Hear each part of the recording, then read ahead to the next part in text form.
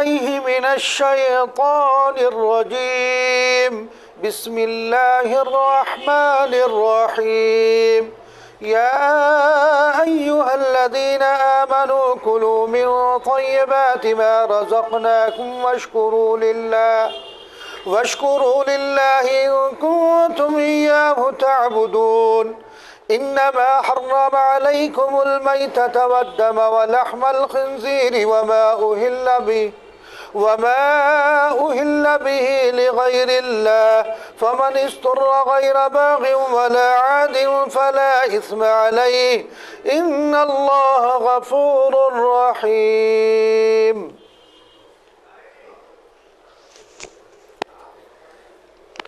اس سے پچھلی آیات میں یا ایھا الناس سے خطاب کر کے عام انسانوں کو یہ ہدایت دی گئی تھی کہ جو چیزیں اللہ تبارک و تعالیٰ نے حلال اور طیب پیدا کی ہے ان کو کھانا چاہیے، اپنی طرف سے حلال کو حرام نہ بنانا چاہیے نہ سمجھنا چاہیے۔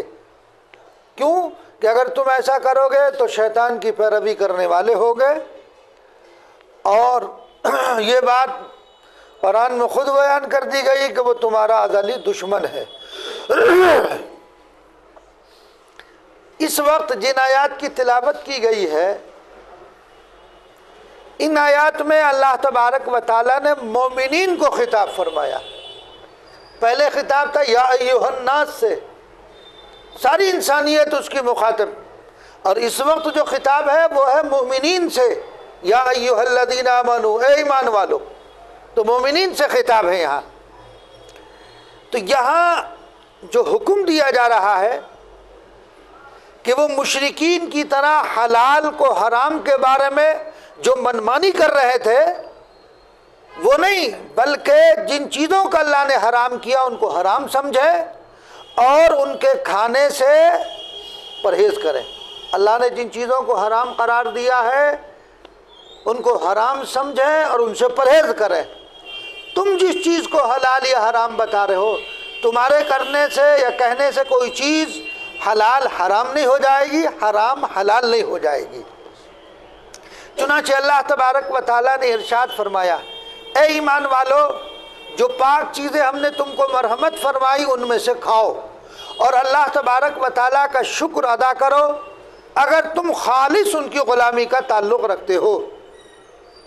اللہ تعالیٰ نے تم پر صرف حرام کیا مردار کو، خون کو، خنزیر کے گوشت کو، اور ایسے جانور کو جو غیر اللہ کے نام زد کر دیا گیا۔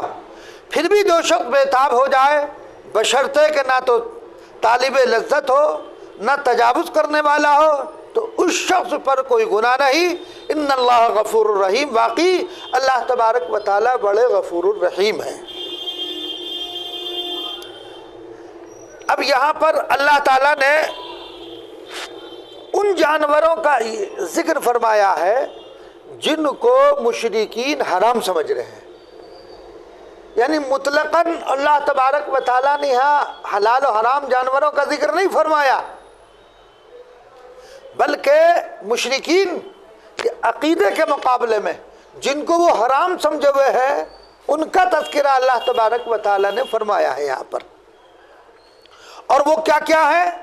چنانچہ تفصیل کے ساتھ اللہ تبارک و تعالیٰ نے اس کو بیان فرما دیا، انما حرم علیکم المیتۃ والدم ولحم الخنزیر وما اہل بہ لغیر اللہ۔ 4 چیزوں کا تذکرہ کیا گیا ہے یہاں پر، 4 چیزوں کا تذکرہ کیا گیا جن کو یہ حلال سمجھ رہے ہیں، یعنی ان کے عقیدے میں وہ حرام، اور عملی طور پر بھی اللہ تبارک و تعالیٰ نے جن چیزوں کو حرام قرار دیا یہ ان کو حلال سمجھے ہوئے ہیں۔ یہاں آیت شریفہ میں بات بتائی گئی کہ مطلقاً حرمت کا بیان نہیں، یعنی ان جانوروں کو نہیں بیان کیا گیا کہ بس یہ حلال ہے یہ حرام ہے، اس کے علاوہ نہیں، اس کے علاوہ بھی ہے جن کو دوسرے مقامات پر اللہ تبارک و تعالیٰ نے ذکر فرمایا ہے۔ یہاں تو ان جانوروں کا تذکرہ ہے جن کو یہ حلال سمجھ رہے ہیں حالانکہ وہ حرام ہیں، جن کو یہ اپنے عقیدے میں حلال سمجھے ہوئے ہیں، حالانکہ وہ کیا ہے؟ حرام ہے، ان کا تذکرہ کیا گیا ہے۔ یعنی حصر مقصود نہیں ہے کہ صرف یہی حرام ہے، اس کے علاوہ نہیں، اس کے علاوہ بھی ہے جو دوسری آیات میں ہے اور احادیث شریفہ میں ان کو بیان کیا گیا۔ تو فرمایا یا ایھا الذین آمنوا کلوا من طیبات ما رزقناکم واشکروا للہ ان کنتم ایاہ تعبدون، اے ایمان والو جو پاک چیزیں ہم نے تم کو مرحمت فرمائی ان میں سے کھاؤ، جو اللہ نے حلال اور طیب چیزیں تمہیں عطا کی ہیں ان میں سے کھاؤ، اللہ کا شکر ادا کرو۔ ظاہر بات ہے کہ جب انسان حلال کھائے گا، حلال کمائے گا تو اس پر اللہ کا شکر بھی انشاءاللہ ادا کرے گا۔ ان کنتم ایاہ تعبدون، اگر تم خاص ان کے ساتھ غلامی کا تعلق رکھتے ہو، یعنی اگر تم واقعی اللہ کے بندے ہو اور اللہ کو واقعتاً تم اللہ مانتے ہو اور اللہ کی واقعی تم پیروی اور اتباع کرنے والے ہو تو کیا کرو؟ حلال کھاؤ۔ اللہ نے جن چیزوں کو حلال قرار دے دیا ہے انہی کو کھاؤ، انہی کو استعمال کرو۔ اور ظاہر بات ہے کہ جس کا تعلق اللہ سے ہوگا، جو اللہ کے احکامات کی پیروی کرے گا، یقیناً وہ حرام میں مبتلا نہیں ہوگا۔ اگر وہ حرام میں مبتلا ہو رہا ہے تو اس کا مطلب یہ کہ اس کا تعلق اللہ سے خاص نہیں ہے، وہ اللہ کے احکامات کی اطاعت اور پیروی کرنے والا نہیں ہے۔ اگر ہوتا تو وہ حرام میں مبتلا نہ ہوتا۔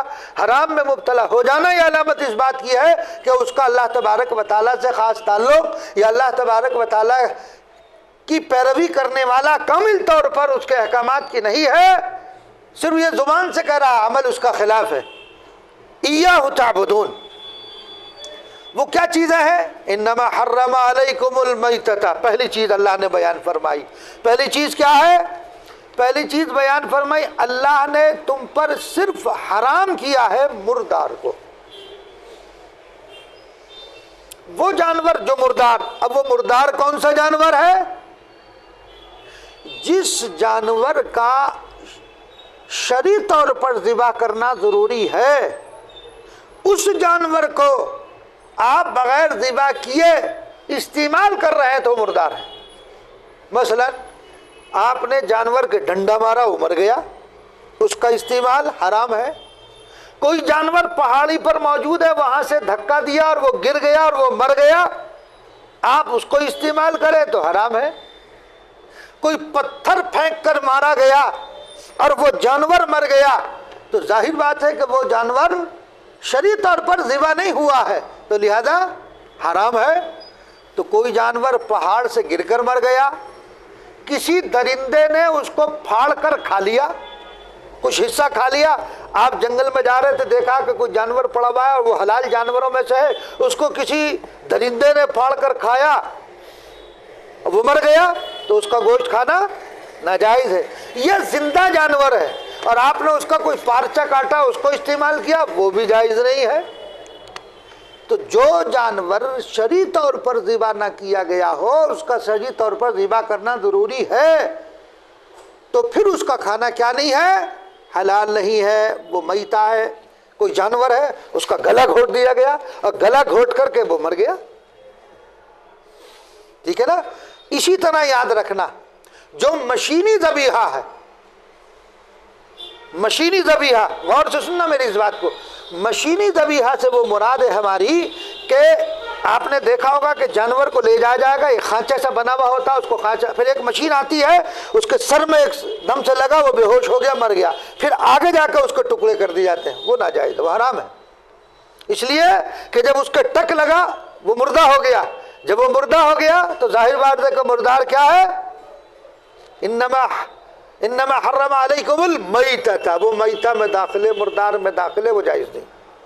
اسی طرح مشینی ذبیحہ ایک اور ہے جو ہمارے ہاں، ایک تو یہ کہ ہاتھ سے ذبح کر رہے ہیں، آج کل مشین سے ذبح کیا جاتا ہے۔ مثلا جانور کو لٹا دیا گیا ایک کھانچے سے میں، اور اس کے اوپر ایک کٹر رکھا ہوا، بہت لمبا سا، کئی جانور ہوتے ہیں، اور آدمی بٹن دباتا ہے، وہ جو کٹر ہے، وہ جو آری ہے وہ چلی، اس بٹن کو بسم اللہ پڑھ کر دبایا، اور دبانے کے بعد اس سے جتنے جانور ذبح ہو گئے وہ تو حلال ہے۔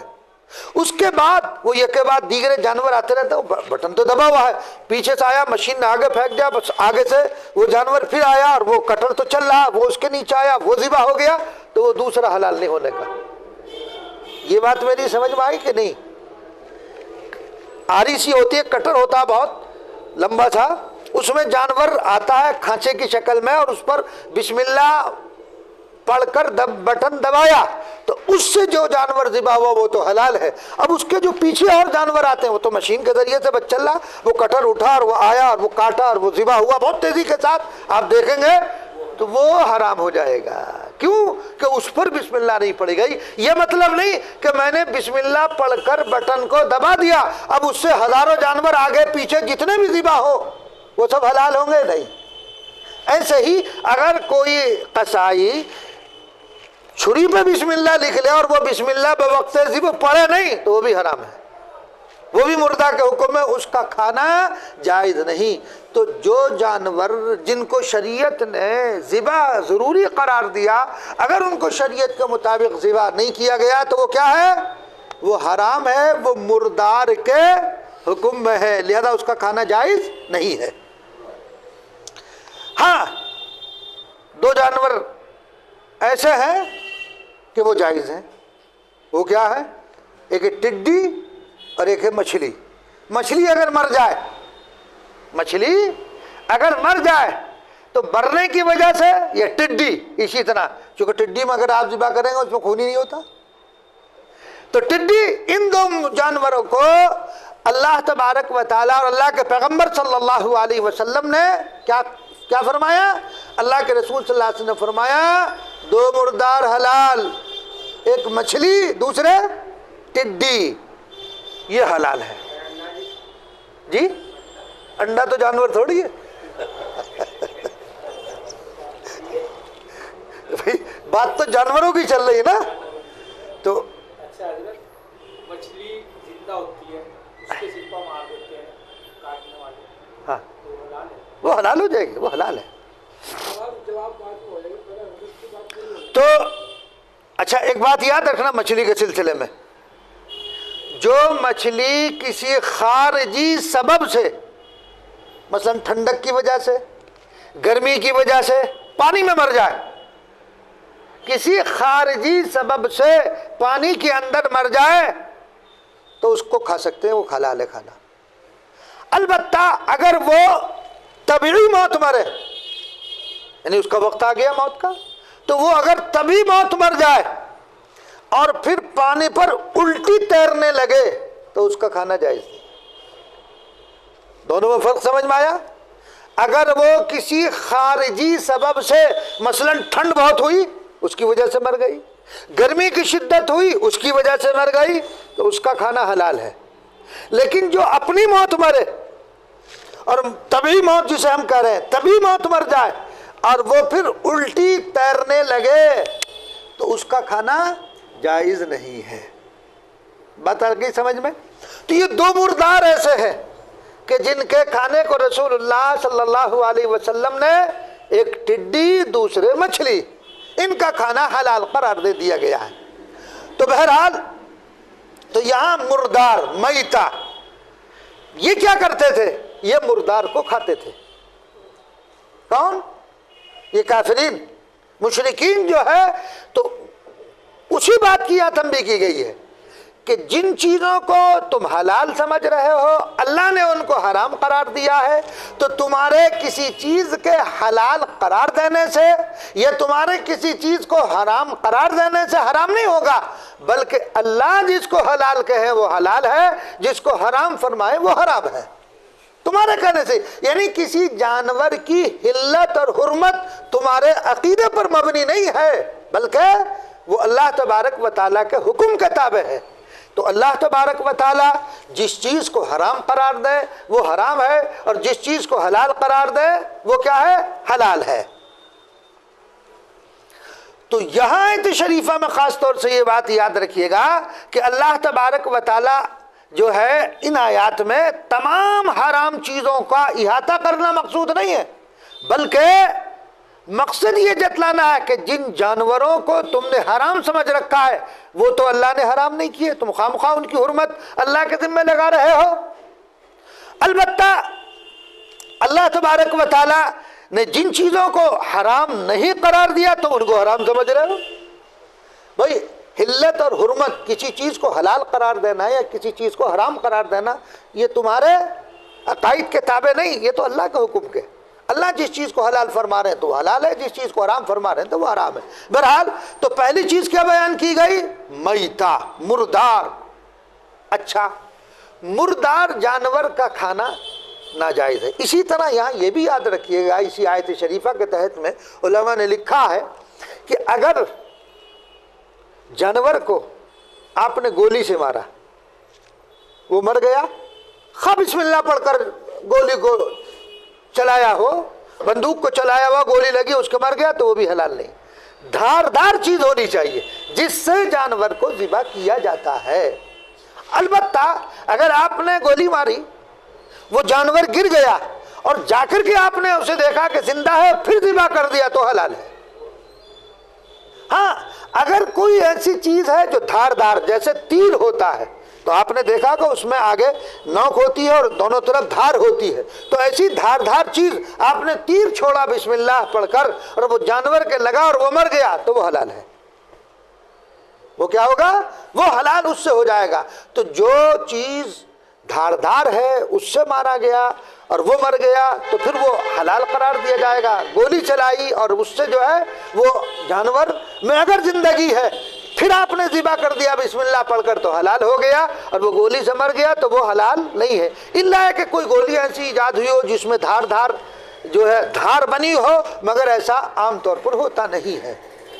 تو بہرحال تو جن جانوروں کا شرعاً ذبح کرنا ضروری ہے، اگر ان کو ذبح کیے بغیر وہ مر جائیں تو ان کا استعمال جائز نہیں ہے۔ ہاں، اس کی کھال دباغت دینے کے بعد استعمال کی جا سکتی ہے۔ مردار کی کھال دباغت دے دی گئی ہو، دباغت دینے کے بعد اس کا استعمال۔ اسی طرح اس کی ہڈی، اس پر سے گوشت پوش اٹھا کر ہٹا دیا گیا اور سکھا لیا گیا ہو تو اس کا بھی استعمال کیا جا سکتا ہے، لیکن اس کے گوشت کا بیچنا ناجائز و حرام، اور وہ آمدنی بھی حرام ہوگی۔ جب وہ حرام ہے جانور، جب وہ جانور حرام ہے، آپ نے دیکھا ہوگا ٹھیکے چھوٹتے ہیں، ٹھیکے چھوٹتے ہیں، پھر وہ اس گوشت کو کیا کرتے ہیں؟ اس گوشت کو بنا کر باہر غربا میں یا اس طریقے سے وہ تقسیم کراتے ہیں، وہ جائز نہیں ہے۔ ایک مسئلہ یاد رکھیے گا کہ جو چیز حرام ہے، جو چیز جو کھانا، مثال کے طور پر جو جانور مردار ہے وہ حرام ہے، وہ جانوروں کو کھلانا بھی ناجائز ہے۔ کھانا سڑ جاتا ہے، بعض مرتبہ خراب ہو جاتا ہے نا، تو کہتے صاحب جانور کو ڈال دو، نہیں، آپ ایک طرف رکھ دو، جانور خود آ کر کھا جائے کوئی حرج نہیں ہے، لیکن خراب چیز جانور کو کھلانا وہ بھی منع ہے۔ جو چیز ممنوع ہے، جیسے ہمارے لیے ممنوع ہے، مردار ہے، وہ ہمارے لیے استعمال کرنا ناجائز و حرام، تو اب وہ کسی جانور کو کھلانا بھی، ہاں رکھ دیا، وہ خود آ کر کھا گئے، وہ اس میں کوئی حرج کی بات نہیں۔ تو بہرحال اللہ تبارک و تعالیٰ نے پہلی چیز کیا بیان فرمائی؟ میتہ، مردار۔ تو اس مردار کا کھانا جائز نہیں ہے۔ دوسرے نمبر پر اللہ تبارک و تعالیٰ نے ارشاد فرمایا والدم، دم کہتے ہیں خون کو، تو خون اس کا استعمال بھی ناجائز ہے، اس کا بیچنا بھی ناجائز ہے، اس کا استعمال کرنا بھی ناجائز ہے۔ یہاں اس آیت شریفہ میں تو اللہ تبارک و تعالیٰ نے مطلقاً انما حرم علیکم المیتۃ والدم، تو یہ مطلق فرمایا کہ مطلق خون حرام ہے، حالانکہ سورہ انعام کے اندر اللہ تبارک و تعالیٰ نے ارشاد فرمایا دم مسفوح او دم مسفوحا، یعنی وہ خون جو بہنے والا ہے، وہ خون جو بہنے والا ہے وہ حرام ہے۔ حدیث شریف میں اللہ کے رسول صلی اللہ علیہ وسلم فرمایا اللہ نے دو خون بھی حلال قرار دیے۔ کیا حلال قرار دیے؟ دم مسفوح، بہنے والا خون تو حرام ہے، لیکن دو خون حلال ہیں۔ کلیجی کھاتے ہیں تو خونی تو ہے، کلیجی کا استعمال تو جائز ہے نا، سب کھاتے ہیں، اور بقرعید میں کیا کہا جاتا کہ جانور کی کلیجی کھائی جائے پہلے، بہتر یہ ہے۔ تو اس لیے دو اللہ کے رسول صلی اللہ علیہ وسلم نے کیا فرما دیا ہے؟ دو چیزیں حلال، بہتا ہوا خون وہ تو حرام ہے، جمع ہوا خون گردہ، جگر، کلیجی، تلی، یہ چیزیں کیا ہیں؟ یہ چیزیں حلال ہیں۔ بھائی وہ جو کلیجی ہوتی ہے وہ منجمد خون ہی تو ہے، تو لہذا اس کے استعمال کی اجازت دے دی گئی، وہ حلال ہے، جیسا کہ احادیث شریفہ میں۔ اچھا، خون کا استعمال، اس کا کھانا بھی حرام ہے، اس کا ظاہری استعمال بھی ناجائز ہے۔ وہ خون جو آپ نے دیکھا ہوگا ذبح کیا جانور کو، خون نکل گیا، گوشت پر لگا رہ جاتا ہے، دیکھا ہوگا آپ نے، تو وہ خون جو ہے حلال ہے۔ دم مسفوح، بہتا ہوا خون، اس کو حرام قرار دیا گیا ہے۔ تو لہذا جو خون بستا ہے، کلیجی کی شکل میں ہے، اس کا استعمال جائز ہے۔ یہ جانور کو ذبح کرنے کے بعد جو رگوں میں خون باز رہ جاتا ہے گوشت پر لگا ہوا، وہ حلال ہے، اس میں کوئی حرج نہیں ہے۔ اچھا، اب یہاں ایک مسئلہ اور یاد رکھیے گا، خون کی خرید و فروخت ناجائز ہے۔ خون کا خریدنا اور بیچنا یہ ناجائز ہے۔ اب آپ کہیں گے کہ صاحب آج کل تو ایک عام ہو گیا، خون لوگوں کے چڑھایا جاتا ہے، انسان کا خون دوسرے انسان کے چڑھایا جاتا ہے، اور انسان تو مکرم ہے اور اس کو اللہ نے اشرف بنایا ہے، اس کی تو کوئی بھی چیز جائز نہیں ہے، اس کی چیز کا استعمال کرنا۔ ہاں، انسانی جسم میں خون کا چڑھانا، یہاں ایک مسئلہ آتا ہے، وہ آگے آتا ہے، وہ بتاتا میں آگے، لیکن یہی بتا دیا جاتا ہے۔ اصلاً حکم تو یہ ہے کہ ناجائز ہے۔ اگر ضرورت شدیدہ ہے، اگر خون نہ دیا گیا تو انسان کی زندگی خطرے میں پڑ جائے گی، چونکہ آگے آیت میں ہے، اللہ تعالیٰ نے فرمایا فَمَنِ اسْتُرَّ غَيْرَ بَاغٍ وَلَا عَادٍ فَلَا إِثْمَ عَلَيْهِ، اگر حالت اضطرار میں، حالت اضطرار مجبوری میں کہ اس کے علاوہ کوئی چارہ کار نہیں ہے، تو پھر ایسی صورت میں شریعت نے اجازت دی ہے کہ ایک انسانی خون دوسرے آدمی کی جان کو بچانے کے لیے اس خون کا استعمال کر سکتے ہیں، جائز ہے، اس کو دیا جا سکتا ہے۔ لیکن ضرورت میں شریعت نے اس کو اجازت دی ہے۔ آج کل یہ جو بینک کھل گئے ہیں، وہاں لوگ جو جا کر خون دیتے ہیں، اس میں علماء کا اختلاف ہے۔ ہم یہی کہتے ہیں کہ وہ جائز نہیں ہے۔ بھائی پہلے سے آپ وہاں جا کر، جو بلڈ بینک کھلے ہوئے ہیں وہاں جا کر خون دے رہے، مریض کو خون دینے کی اجازت ہے، بلڈ بینک کو نہیں ہے۔ اور آج کل تو بڑی سہولیات ہے۔ اب آپ یہ کہیں گے صاحب ایک آدمی کو ضرورت ہے فوری طور پر، وہ کہاں سے انسان کو تلاش کیا جائے گا؟ بینک سے جاؤ تو وہاں سے خون مل جاتا ہے، تو بینک فری میں نہیں دیتا ہے، بینک فری میں نہیں دے گا۔ آپ کو کیا کریں گے؟ بینک جو ہے وہ پیسے لیتا ہے، یا تو اپنا خون دو، جتنا لا رہے ہو اتنا خون اس کو دیا جائے تب وہ دے گا، ورنہ وہ بینک جو ہے کائے میں دے گا؟ پیسے سے دیتا ہے۔ تو اجازت جو ہے وہ مجبوری کی حالت میں انسان کو دینے کی ہے، یہ نہیں کہ بینک میں جمع کر کے پہلے سے اس کو رکھا جائے۔ بعض علماء اس کی اجازت دیتے ہیں، لیکن ہمارے ہاں کا فتویٰ یہی ہے کہ وہ درست نہیں ہے۔ جب ضرورت ہو اس ضرورت کے مطابق اس کو دینے کی اجازت ہے۔ اب یہاں پر یہی اشکال ہو، سوال کرتے ہیں کہ صاحب جب آج کل تو انٹرنیٹ کا زمانہ ہے، میڈیا کا دور ہے، ذرا سی دیر میں آپ ڈال دیجئے، کہیں سے کہیں آدمی پہنچ جاتا ہے، تو آج کل کوئی دشواری نہیں ہے۔ تو بہرحال تو اللہ تبارک و تعالیٰ نے میتہ کو، مردار کو حرام قرار دیا ہے، اور دوسرے نمبر پر خون کو، کہ خون جو ہے جیسے خون کا خریدنا بھی جائز نہیں ہے، خون کا استعمال کرنا بھی جائز نہیں ہے، تو اس لیے اس سے اجتناب کیا جائے گا، اور نہ اس کا بیچنا جائز ہے خون کا، چونکہ جو چیز حرام ہو ظاہر بات ہے اس کا کاروبار بھی حرام ہوگا، اس سے جو آمدنی ہو رہی وہ بھی حرام ہوگی، تو وہ جائز نہیں ہوگی۔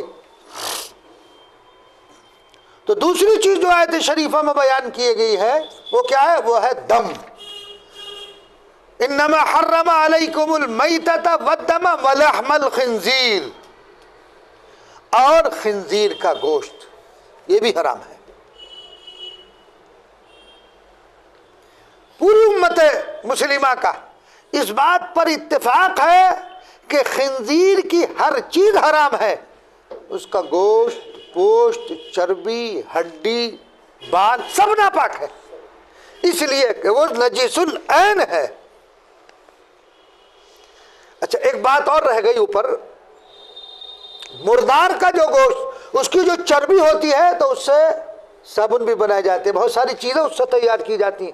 اگر آپ کو معلوم ہو کہ ان چیزوں میں اس کی چربی ملائی گئی مردار کی تو اس کا استعمال ناجائز ہوگا۔ جو چیزیں مردار جانور کے گوشت سے یا اس کی چربی سے تیار کی جائے تو وہ بھی ان کا استعمال بھی کیا ہوگا؟ درست نہیں ہے، یہ یاد رکھیے گا۔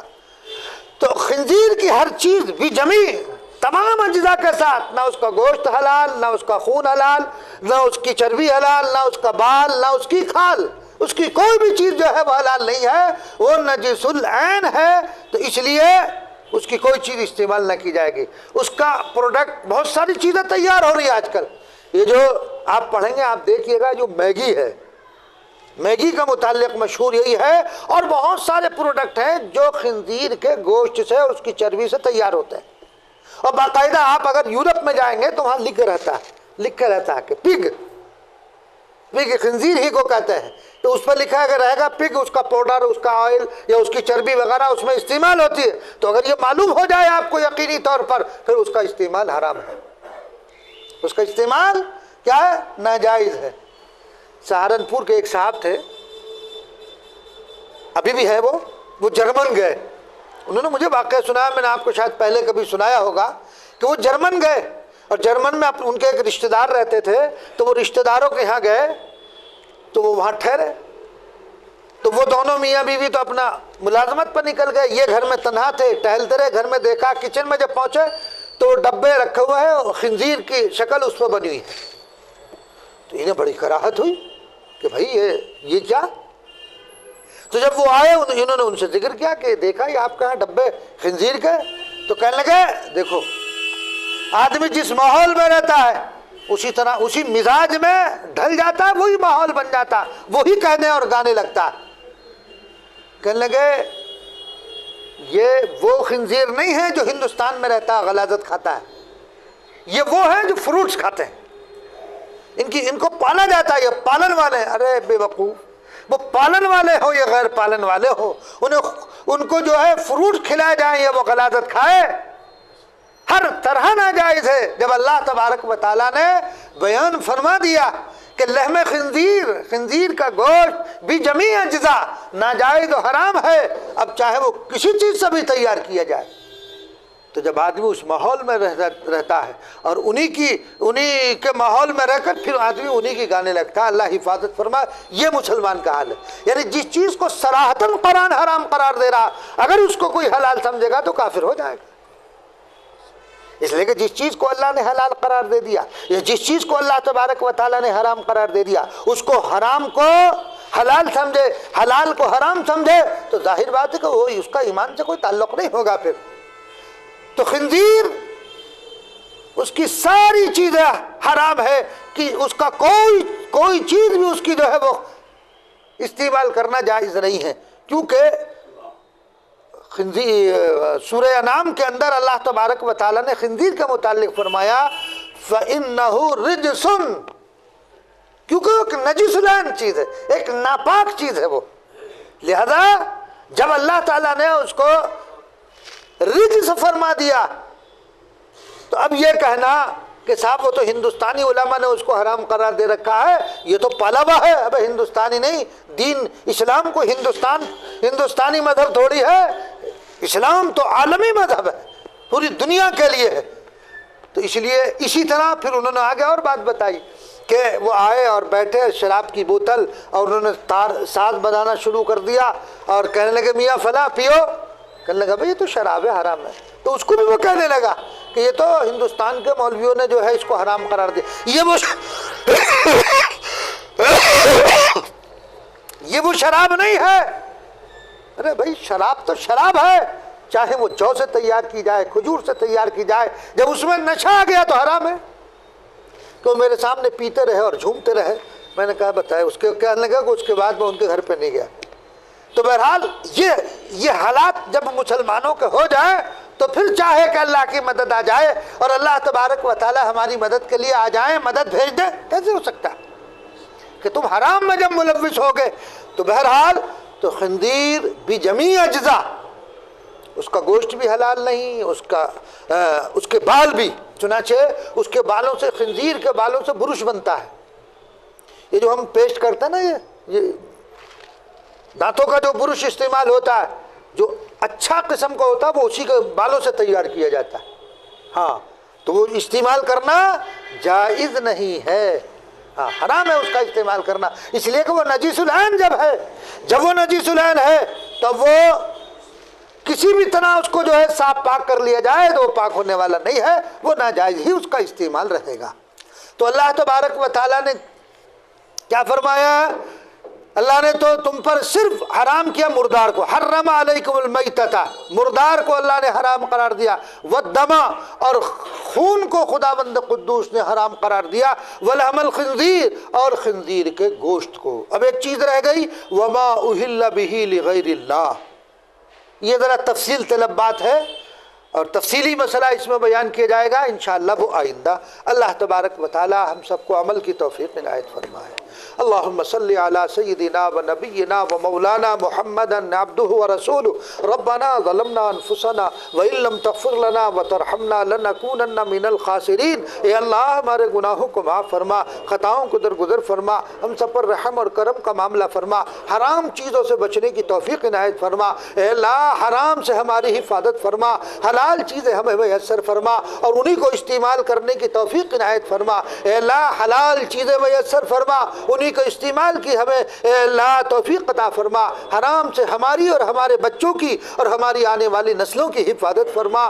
رب کریم شریعت مطہرہ کی اطاعت اور پیروی کی توفیق میسر فرما۔ آنے والے برے حالات سے ہماری اور ہماری نسلوں کی حفاظت فرما۔ اے اللہ پورے عالم میں امن و امان کا معاملہ فرما، ہمارے ملک میں بھی امن کا عافیت کا معاملہ فرما۔ دنگیوں سے اے اللہ ان دنگیوں سے ہماری حفاظت فرما، ان شریروں سے ہماری حفاظت فرما۔ اے اللہ جو اسلام اور مسلمانوں کے خلاف سازشیں تیار کی جا رہی ہیں، اے اللہ ان سازشوں کو ناکام فرما دے، اے اللہ ان سازشوں کو ناکام فرما دے۔